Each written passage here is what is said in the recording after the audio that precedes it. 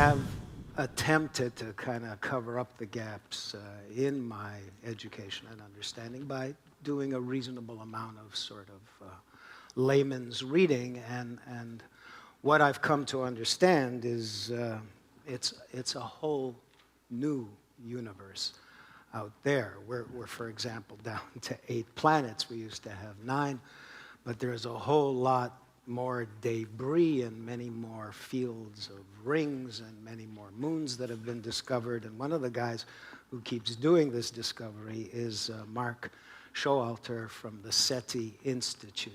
SETI is that great institution down south, privately funded, privately run, that is in search of some other intelligence out there. So, Mark, could you come up here, tell us a little bit about your work? Thank you,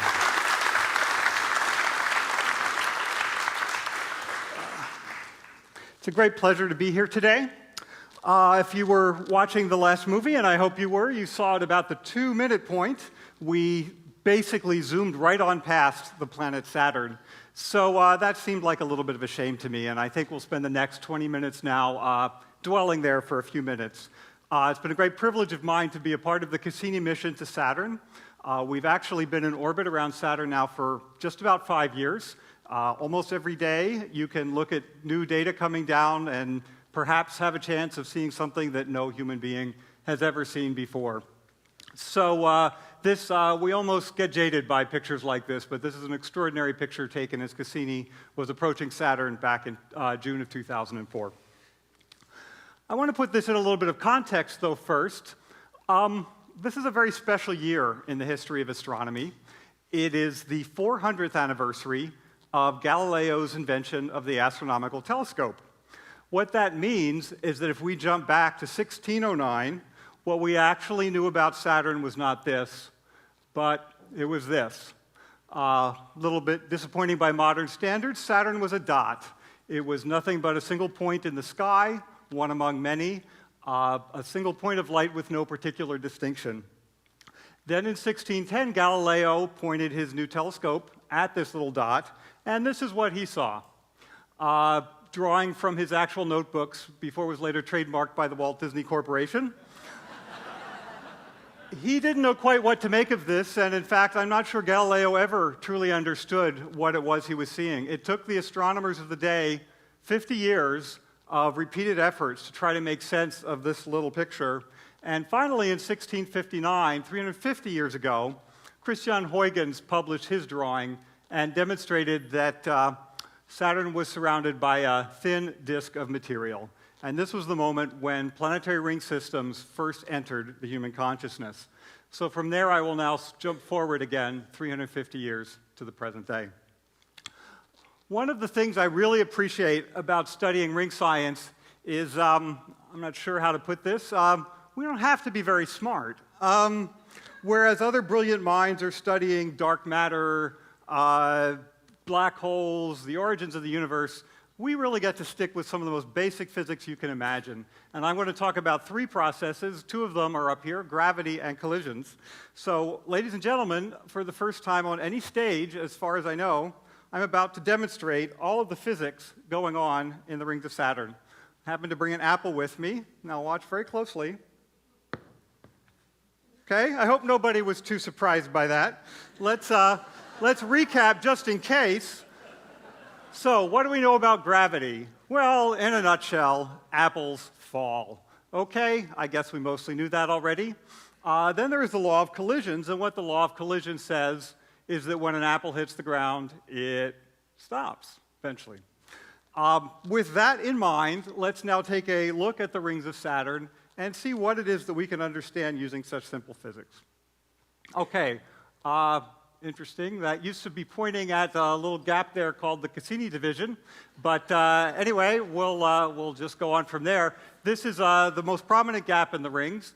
The arrow is now pointing at the B ring, which is the brightest central part. Now I am going to see, okay, that little box should have been on the Cassini division, and we're just going to zoom in on that. All right, I made this movie just a couple of weeks ago.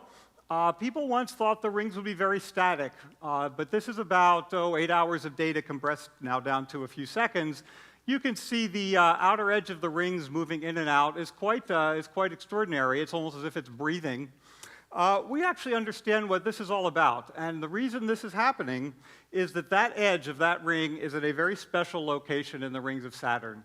It is at a place where the ring particle, shown in orange, circles the planet exactly twice every time the satellite called Mimas circles it once. That is called a 2-to-1 resonance, and the result of that resonance is that Mimas raises a bulge in the ring, and that bulge rotates along with Mimas. So when we look at this movie again, what you are actually seeing is the tugging and pushing of Mimas, a very distant satellite, making that edge go in and out. Now, there's quite a bit more going on here. As you can see, there's some weird little spiral structures and so on. Surely Mimas is involved in all of that, but the reality can, of course, always be more complicated than we might have hoped.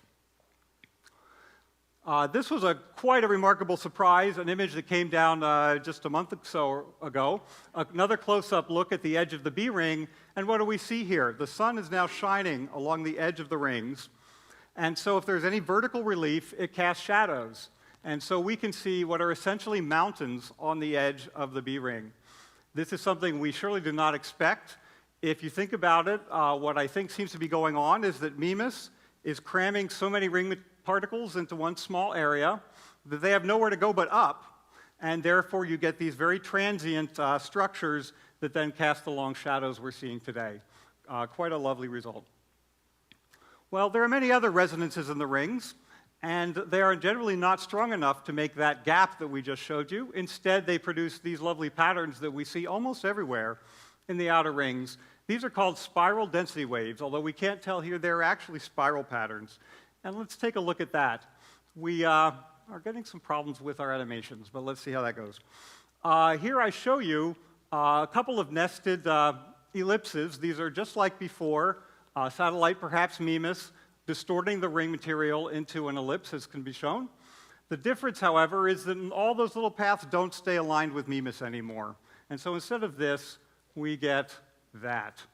So that is the spiral pattern emerging out of particles following their generally normal paths in the ring.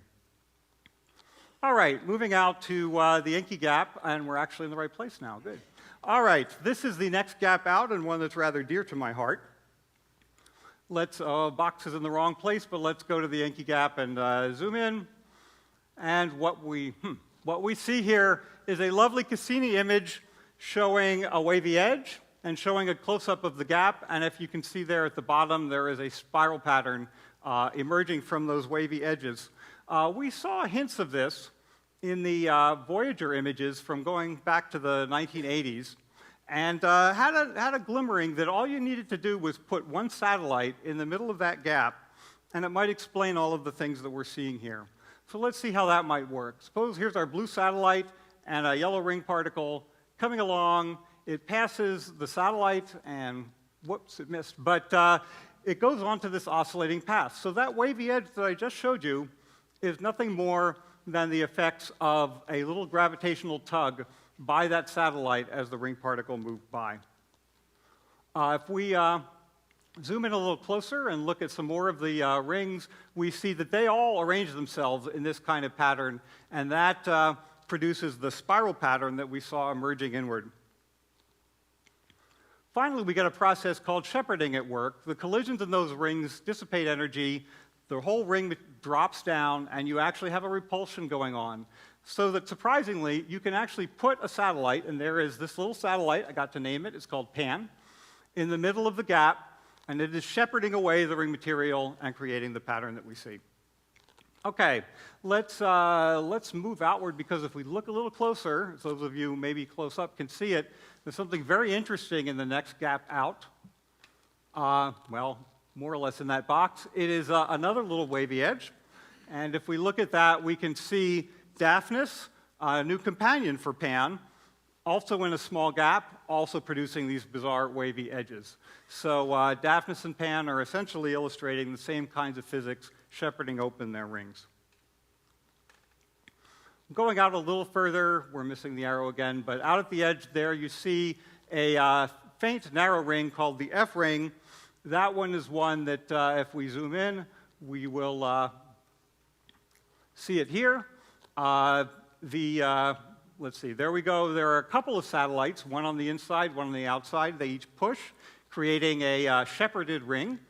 But this is a rather unruly flock, if you look rather closely. In particular, every time Prometheus goes by, the inner moon, it leaves a kind of a disturbance that trails behind it. Here it goes again, and perhaps you can see all of that pattern. That is what we get because Prometheus is not a very kind shepherd. It is, in fact, moving inward and outward. Every 14 hours, it plunges into the ring and then moves out again. And so what we see is that every time that happens, it produces a disturbance in the ring, and the net effect of all of that are some very, very peculiar, a very poorly behaved flock. Let's just say that. Every time we look at the ring, we see structures that have variously been described as kinks and clumps and braids. Essentially, all of that can be understood as the effects of the satellite Prometheus. Okay, I promise you one more piece of physics. I'd like to present it now in my next physics demonstration. It's basically the scattering of sunlight. So for my purposes now, we will use this flashlight to represent the sun, and we will use my head to represent a ring particle. And if you think about it, what are the different ways of lighting the rings? Well, the most obvious way would be something like that. Sunlight hits my head, or a ring particle, bounces about 180 degrees, and then goes back to you, the audience. That is called backscatter. Let me just show you another picture of it. Think of a full moon as something that represents backscatter, sunlight reversing as it comes back to you, the observer. All right, there's also something called side scatter. Looks kind of like this. And finally, there is the other extreme. I can't really demonstrate it very well, but let's go to the picture. What we're seeing here is my head blocking the sun. So what does it prove besides the fact that my head is opaque? Something my parents pointed out to me years ago. Whoops. You can see a little bit of a glow around my head. Basically, my hair seems to be shining very bright. What you see in forward scattered light is that the sunlight coming through very small things, such as what's left of my hair, or perhaps dust particles, will glow very brightly, and that is the effect of forward scatter. So what we see in backscatter in the rings of Saturn is very different from what we see in forward scatter. And there is the view, and let's now bring the backscatter image back for comparison. We see a number of things. We see a lot of different contrast. We also see a couple of outer rings that were essentially invisible in backscattered light. Those are very fine, dusty rings. And I'm going to point out, I hope, the E ring shown there. It is the broadest ring in the solar system, although it's very, very faint. It's not that easy to see. But if you look closely at upper left, you'll see there is a dot in the E ring, not entirely coincidental. Let's zoom in. And that is the satellite Enceladus, a small moon of Saturn that happens to be orbiting exactly in the middle of the E ring. It has been a tremendous discovery of the Cassini mission that Enceladus is basically got geysers, plumes of some sort. Somehow inside Enceladus is a large reservoir of liquid water. It is escaping through vents in the surface and spreading out these ice crystals that then basically envelop the entire Saturn system. So liquid water very nearby, just under that crust. In backscattered light, we see Enceladus again, and if you look at lower right, there's a kind of a greenish tint to some of those vents. That is actually the sign of organic material. So material made of carbon is also floating around in that large ocean underneath the surface. So think about it. Water, carbon-based materials, all the building blocks of life are right on there. Now, I'm not actually saying that there are fish swimming down there, although it would sure be nice someday to maybe take a look underneath that crust. And perhaps maybe someday we'll have the opportunity to do that. Okay, why do we study rings? Well, here's one example, going out a few powers of 10 beyond what I just showed you. Here are a pair of galaxies, an image taken by the Hubble telescope. These galaxies happen to be about to collide, which isn't quite as bad as it sounds. Now, I don't do galactic dynamics myself, but if I did, what would I do to understand this picture? I would start by writing down the equations of gravity and the equations of collisions. So exactly the same way that we study the rings of Saturn, we can study this system. Furthermore, that pattern of spiral density waves that I showed you a little bit earlier in Saturn's rings, that is exactly what is going on in this galaxy, producing that lovely spiral pattern. Okay, let's move a little closer to home now. There is a cloud of gas and dust in the constellation of Orion. It's called the Orion Nebula. This is another beautiful image from the Hubble Space Telescope. You can pick out any one of those stars and zoom in on it. And when you do, you see that it is surrounded by a disk. This is a nursery where new stars are forming, and it seems that whenever they do, they collect a certain amount of material around them. Planetary systems are forming right here.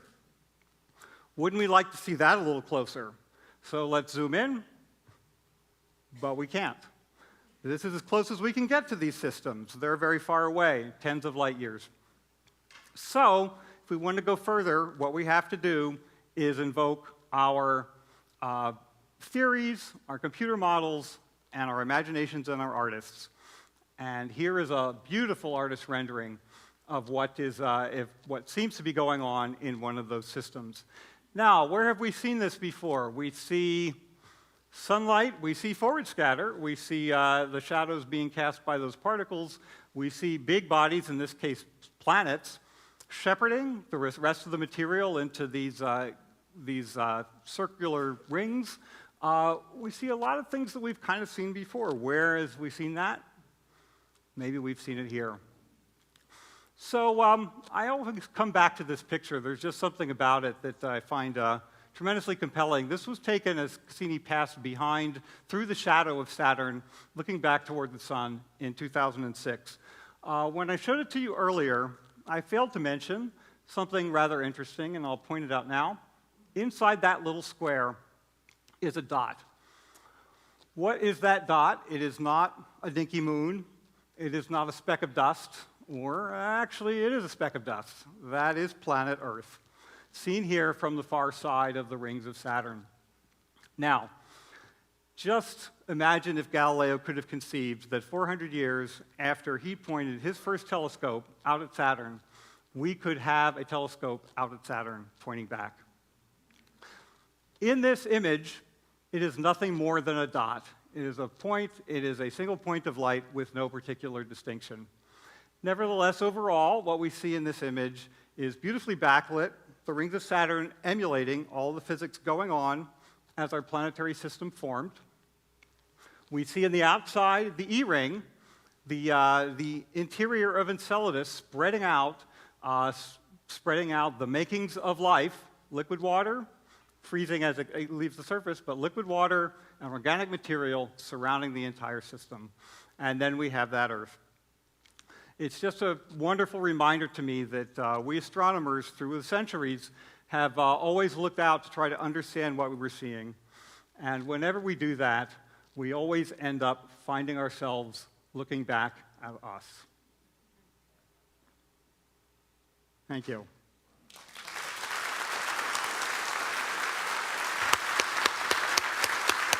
That was a great Thank you, Moses. Thank you so much, Mark, and thank you for coming.